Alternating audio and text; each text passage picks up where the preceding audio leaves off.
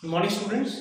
Topic for today is Sri Lanka, and after this video, we'll try to compare both Belgium and Sri Lanka, and we'll come to know that how Belgium was successfully avoid a war-like situation, which was not in the case of Sri Lanka.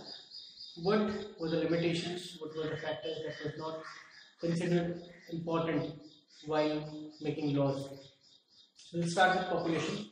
Population of Sri Lanka at the time when case study was included was 2 crore. If we talk about language, maximum language people speak was Sinhala language, which constitutes 74%, followed by Tamil 18%. Out of 18%, 13% were Sri Lankan Tamil, or we can say native Tamil. Rest Indian Tamil, whose forefathers came here for plantation, and they remain there and become the citizen of Sri Lanka, but they are not considered equally as compared to their counterparts. Mostly people follow Buddhist religion, then Hinduism or Muslim, then followed by Christianity, which constitutes 7%. They got independence in 1948. At that time, majority were of Sinhala speakers. In 1956, an act was passed and Sinhala became an official language, that is most important, which started a kind of discrimination in jobs, educational institutes, and application forms. Now consider the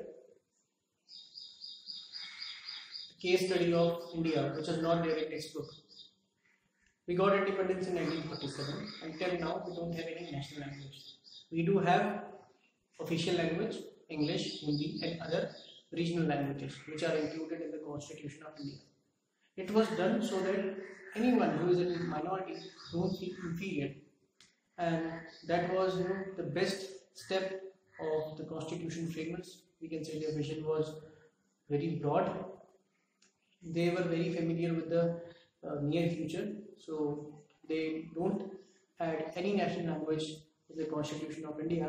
Although Hindi is not Hindi is not a national language. Hindi is an official language, along with other regional languages.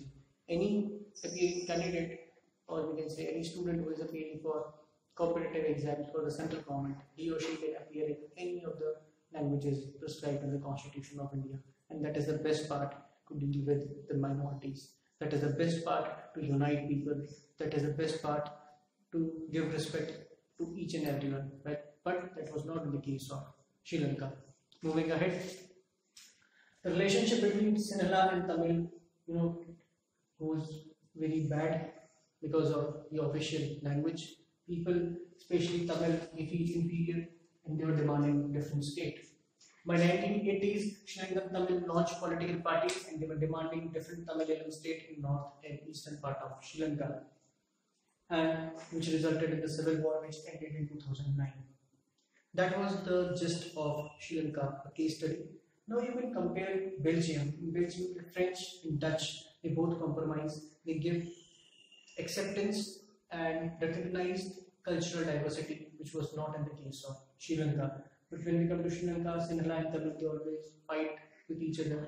A kind of majoritarianism was, started where majority feels that they are everything.